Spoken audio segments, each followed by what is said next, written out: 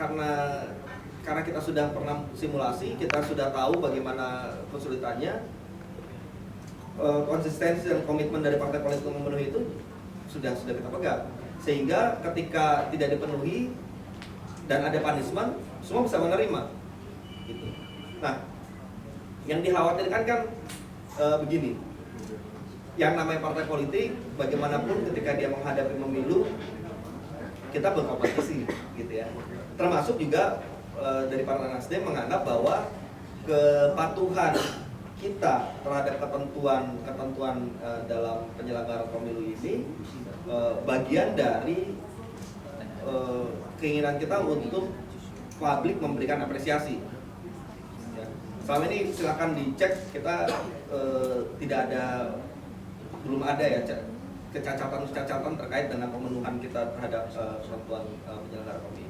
Nah, tapi di sisi lain, karena yang namanya kompetisi, tentu kita juga berharap selain punishment itu diberikan kepada partai politik yang tidak memenuhi ketentuan, juga ada reward jika ada satu partai politik yang dia konsisten memenuhi semua ketentuan yang ada. Nah, ini yang selama ini belum kita lihat. Kita ya bagaimanapun kita juga berharap kalau ada punishment ya ada reward juga dong, gitu ya. Karena buat kita reward pun juga bagian dari kampanye itu sendiri, gitu kan. Kita dikasih penghargaan, kita dipublikasikan bahwa kita penuhi semua ketentuan ini.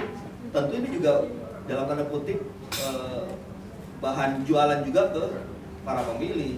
Ya kalau mau memilih partai yang taat ketentuan, patuh pada hukum, ya silakan cek partai-partai yang ada.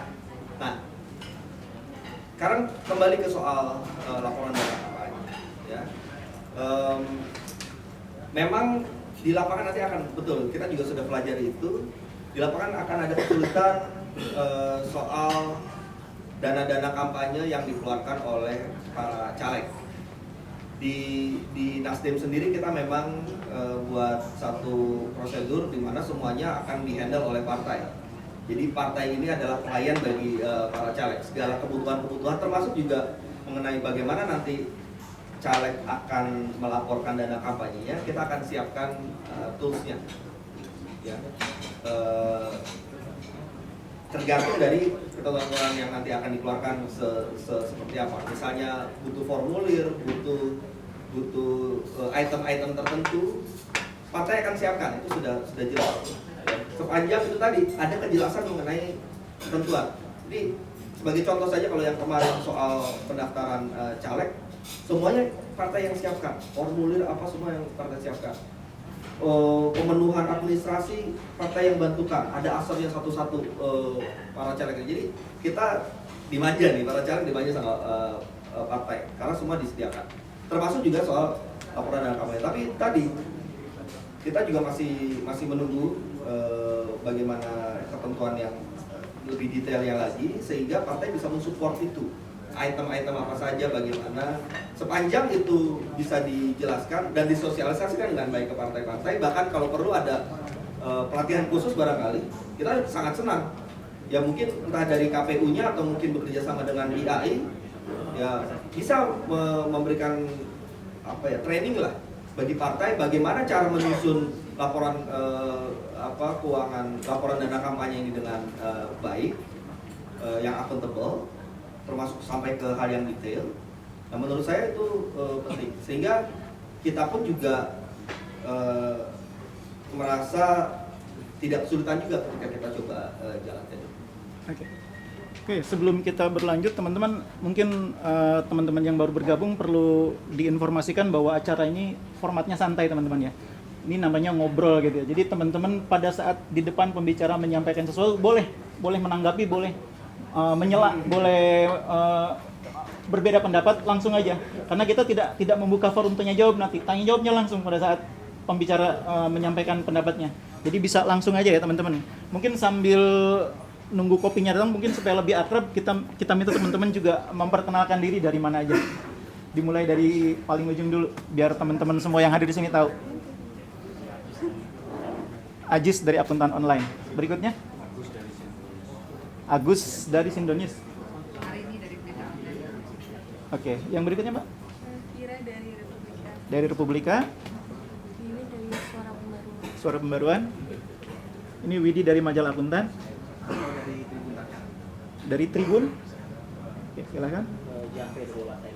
Dari Warta Ekonomi.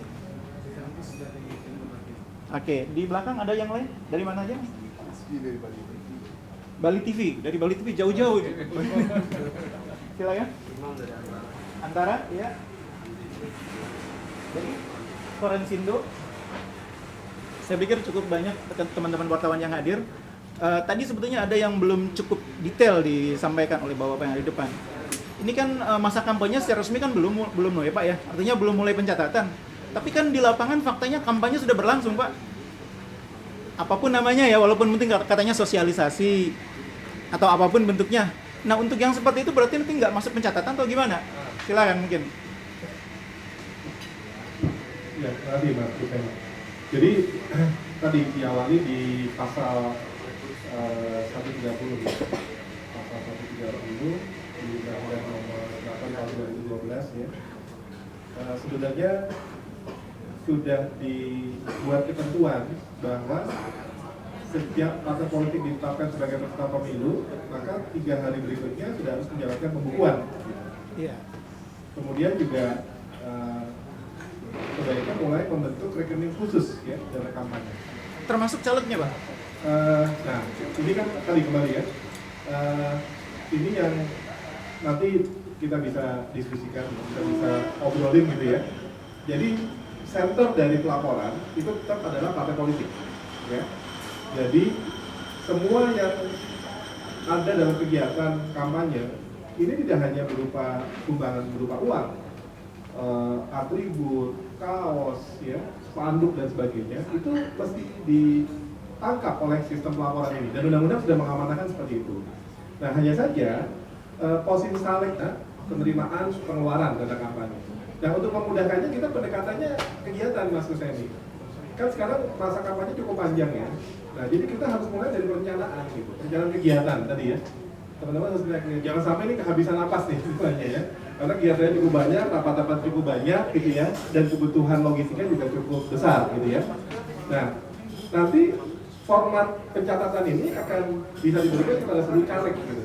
Dan cara tinggal mengisi, formnya sederhana, 1 lembar form penerimaan pengeluaran, sudah diidentifikasi bentuk-bentuk kegiatannya, dari mulai rapat-rapat, dari mulai kegiatan-kegiatan terkait dengan atribut dan sebagainya.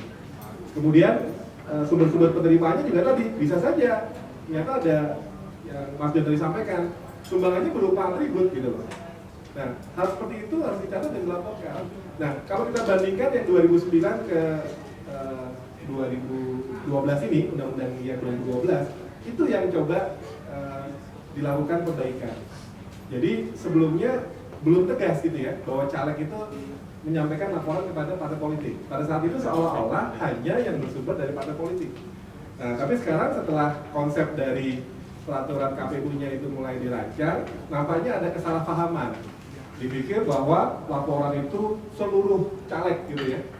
Tentu caleg juga akan membuat catatan sederhana, tapi nanti semua catatan dari caleg itu disampaikan kepada partai politik untuk dibuat laporannya. Nah, ini yang kembali ke tadi ya, kalau pertanyaannya soal rekeningnya di partai politik, kemudian pembukuannya di partai politik, ya. Tapi masing-masing caleg itu harus dikasih formulir untuk memudahkan pengeluarannya apa saja sih. Nah, kemudian nanti semua data itu disampaikan kepada parpolnya untuk nantinya dilaporkan. Kemudian tadi 3 hari setelah dia terdaftar harus kita beri pembukuan. Jadi nggak bisa lagi nunggu nanti menjelang kampanye terbuka gitu ya, waduh baru menyiapkan sistem pembukuan dan sebagainya. Itu kan sistem pembukuan yang di parpol, tapi proses komunikasinya ke caleg-caleg ini kan juga harus dari sekarang gitu. Mas Tobas, emang calegnya Nasdem udah mulai itu laporan-laporannya Mas, kegiatan mereka Mas, aktivitasnya? Ya, kita kan ada pembekalan ya, setiap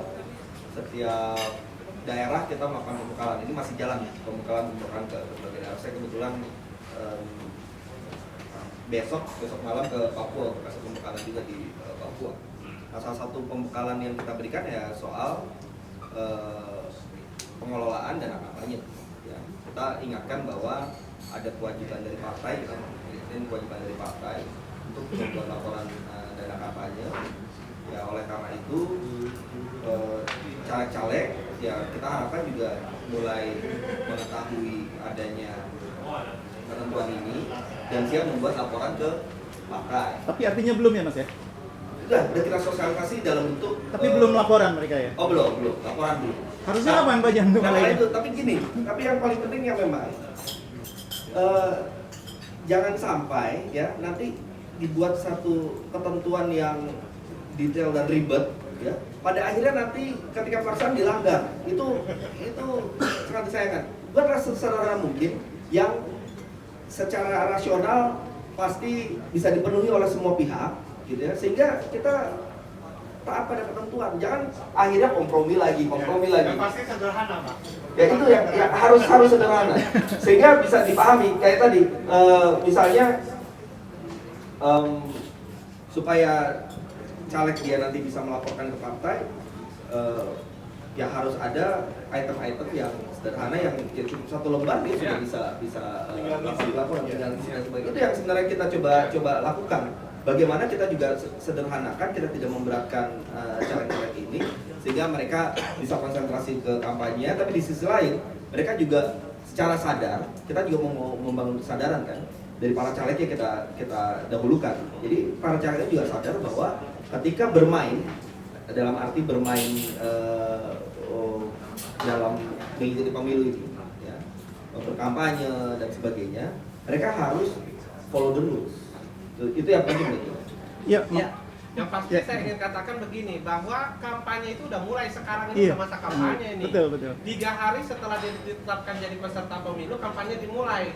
Pada saat kampanye dimulai, pada saat itulah dia wajib mencatat.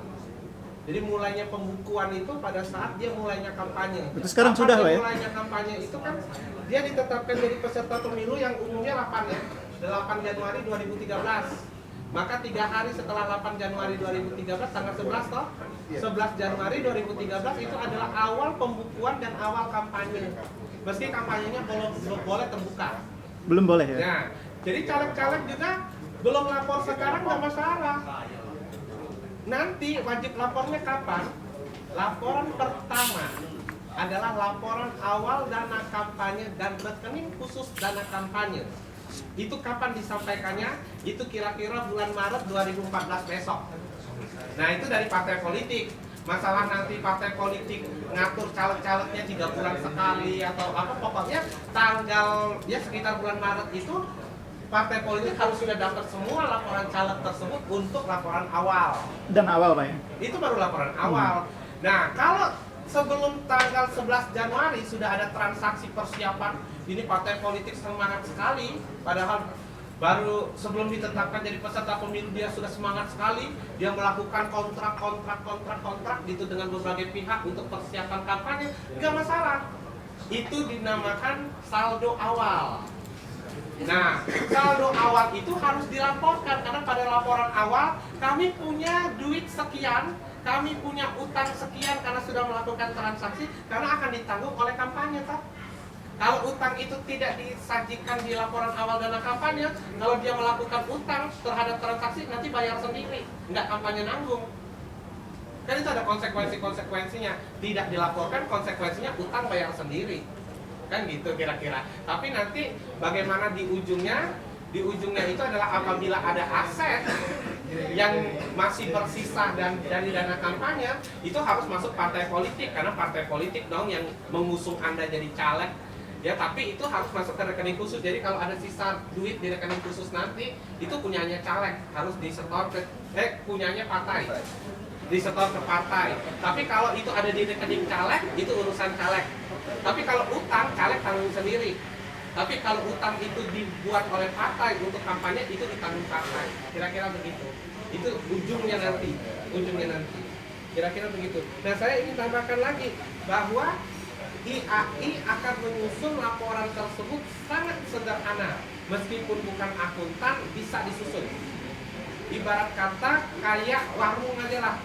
Mau bertransaksi, kumpulkan bukti, jepret ini bukti-bukti itu gabungin, totalin sekian. Ini misalnya transaksi minum kopi di sini. jepret semua kwitansi, tulis aja di depannya kayak rekap, minum kopi di Kopitiam sekian. Gitu. Pak, masa parpol disamakan manajemen warung sih, Pak? Iya.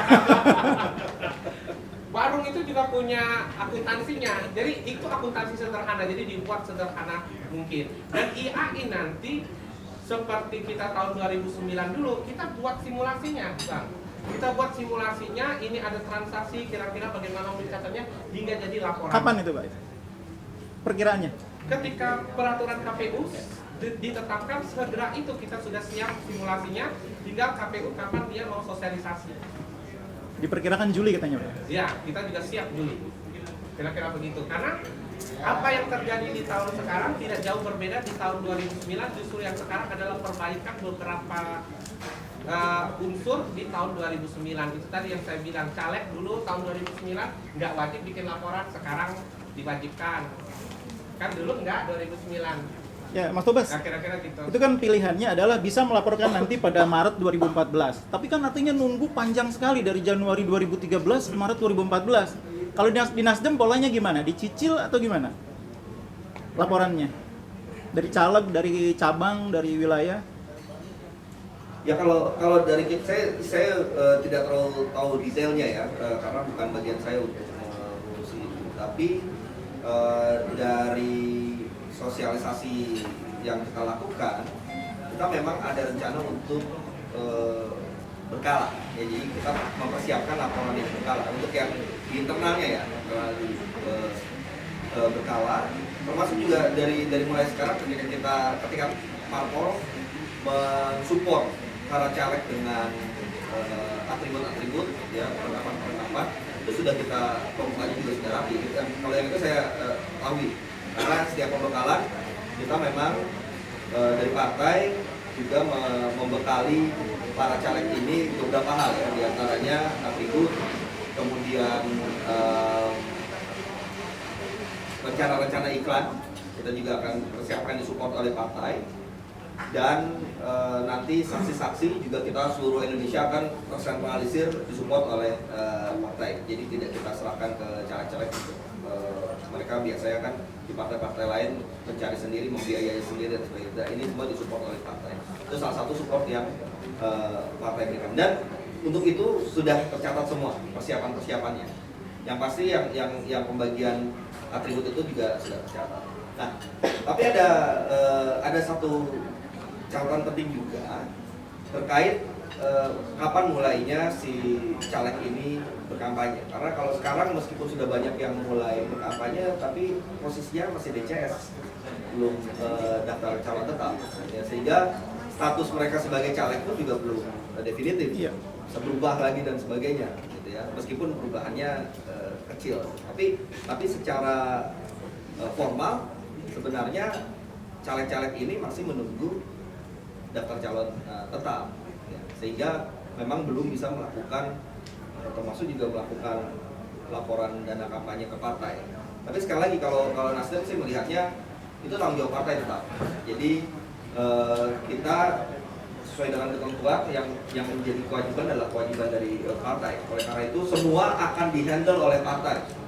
Semua akan dihandle oleh partai, termasuk juga bagaimana menyusunnya. Oleh karena itu kita sangat butuh nih, mungkin barangkali ke depan ya kita juga sekalian saja nih, kapan IAI bisa membantu kita ya Nasdem untuk mensosialisasikan ini, mengajari lah gimana caranya membuat semua ini menjadi simple. Karena itu tadi jangan sampai kita sudah buat aturan yang bagus-bagus tapi ternyata di lapangan sulit dilaksanakan, ujung-ujungnya kompromi juga. Itu ya tidak bagus lah gitu. Kalau seperti itu saya pikir buatlah ketentuan yang benar-benar pasti bisa dipenuhi. Nah sekarang begini, ya kita juga berharap yang tadi saya katakan reward dan punishment itu, kalau misalnya kalau ibaratnya begini, kalau orang Indonesia kan suka misalnya ketika kita sudah antri, udah rapi antriannya, tiba-tiba ada yang nyelak dan dibiarkan nyelak itu, antriannya diikut-ikutan kacau semua. Kenapa? Karena orang, loh kenapa dia bisa, saya nanti dirugikan kalau saya udah ngantri lama ternyata orang itu bisa nyala, akhirnya semua ikutan bubar. Nah, kayak begini nih yang mesti kita rubah, termasuk ya itu tadi Partai Nasdem kan membawa gerakan perubahan itu. Kayak begini juga kita mau rubah, jangan sampai kita menjadi bangsa yang seperti ini. Termasuk juga soal laporan dana kampanye. Kalau mau bikin, oke, ayo, tapi kita konsisten semuanya harus penuhi itu.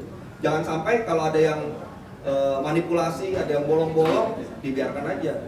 Jalankan dong, tegakkan rules. Tapi jangan sampai kemudian karena saking sulitnya, semua kalau ada yang mampu untuk memenuhi itu, akhirnya ya sudah, aturan tinggal aturan. Oke. Teman-teman, wartawan ada yang ingin menanggapi? Sebelum kita teruskan, silakan. Agak sedikit melenceng juga dari yang sudah dibicarakan, boleh? Iya, silakan.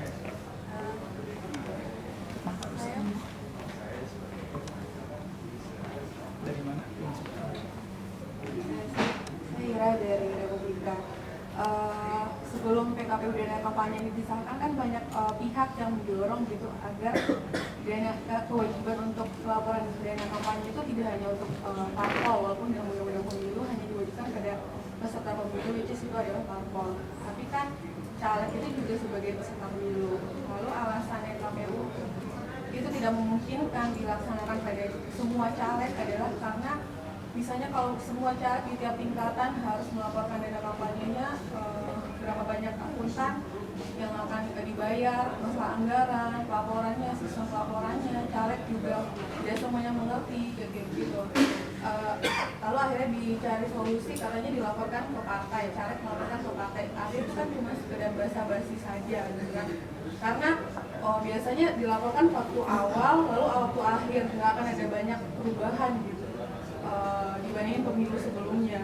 Nah, saya mau nanya sama IAI gitu, apakah memang sebegitu rumit gitu misalnya kalau diterapkan untuk semua caleg yang ribuan itu jumlahnya bagi anggaran segala macam, karena kita juga tidak terlalu tahu gitu kalau masalah auditornya segala macam gitu. Oke. Apa iya terlalu mahal nantinya kalau caleg harus menyiapkan laporan sendiri-sendiri, Pak? Pertanyaannya kuncinya seperti itu, makanya diserahkan ke parpol pada akhirnya. Ya, bisa saling juga sebenarnya. Jadi sebenarnya laporan ini tadi ini hanya satu lembar pencatatan penerimaan pengeluaran. Item-itemnya juga sudah bisa diidentifikasi, tapi rapat-rapat, atribut, gitu ya. Modalnya cuma kertas sama ballpoint lah kira-kira begitu. Jadi nggak benar lah kalau ini memerlukan biaya yang mahal, gitu ya. Kemudian yang berikutnya tingkat kesulitan tadi, ini sangat sederhana. Bahkan kita nanti kalau dikasih formatnya dalam sekian menit juga sudah selesai. Gitu. Karena dibuat ini memang, jangan bayangkan akuntansi itu sesuatu yang complicated ya, laporan keuangan, neraca dan sebagainya. Ini hanya penerimaan pengeluaran.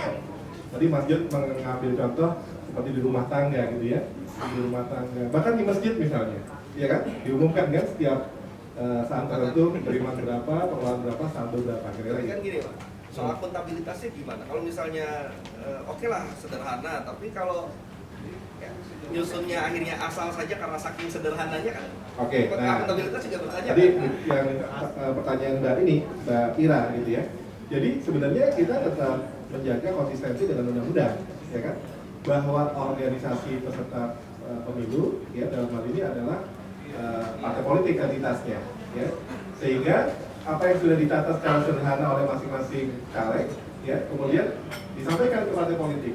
Nah, kemudian nanti dilakukan yang namanya kompilasi. Nah, kompilasinya juga tadi karena format di partai sama, format untuk caleg sama. Jadi tinggal ditumpuk jadi satu, langsung jadi laporan. Kira-kira begitu. Nah, untuk akuntabilitasnya nanti kan ada kewajiban audit untuk laporan dana kampanye, baik penerimaan maupun pengeluaran. Nah, tapi kita ingin coba mendorong tadi, jangan sampai tidak dari awal partai politik itu menyiapkan pembukuannya. Kemudian tadi, kita itu pengen dapat gambaran secara nasional, bukan hanya per kabupaten atau per provinsi. Oleh sebab itu, laporan keuangan itu formatnya harus bisa digabung, baik itu DPP, DPD, DPC. Sehingga format yang digunakan penerimaan pengeluaran kegiatannya itu juga format yang sama. Jadi dari caleg formatnya sama, di parpol polanya sama, tinggal digabung Mas Mas Taufik, tinggal digabung Y1 direkap deh, kan gitu kan. Jadi secara sistem itu juga sederhana, tapi secara akuntabilitas tetap bisa dipertanggungjawabkan. Nah, yang jadi persoalan memang tadi tetap senternya kan di partai politik kan. Partai politik yang harus mendrive, partai politik yang sudah harus membangun institusinya. Ini bukan kampanye yang sendiri-sendiri nih, ini kampanye yang terkoordinir, kira-kira begitu. Nah, ini yang harus dilakukan sejak awal. Karena kalau tidak disampaikan kepada masing-masing caleg, ya kan? Pertama, dia nggak segera mendapatkan format penerimaan pengeluarannya, kemudian dia tidak segera melaporkan. Karena tadi kalau misalnya di Nasdem punya rencana periodik bulanan gitu ya, itu hal yang positif sekali. Dan saya juga sependapat tadi dengan Mas Taufik, sebaiknya juga diberikan reward gitu kan. Kan kalau punishment-nya nih, kalau undang-undang benar-benar dikontrol dengan baik, itu sudah luar biasa loh. Dia nggak melaporkan, gugur sebagai caleg, ya kan? Dia melaporkan lebih dari dana yang ditentukan, dia bahkan ada sanksi hukum dan sebagainya. Tapi juga yang harus didorong seperti di negara lain, demokrasinya sudah lebih bagus adalah tadi dorongan untuk melakukan pelaporan. Karena kalau nggak melaporkan kan nggak terdata tuh, ya kan? Begitu nggak terdata akhirnya ya kita gagal bisa memotret laporan keuangan yang sesungguhnya. Berikutnya adalah kontrol dari masyarakat juga gitu ya, mengenai kewajaran. Kita bikin ngobrol-ngobrol akuntan di sini kan, wajarnya berapa sih kalau ngobrol di coffee shop seperti ini? Biayanya bagaimana sih?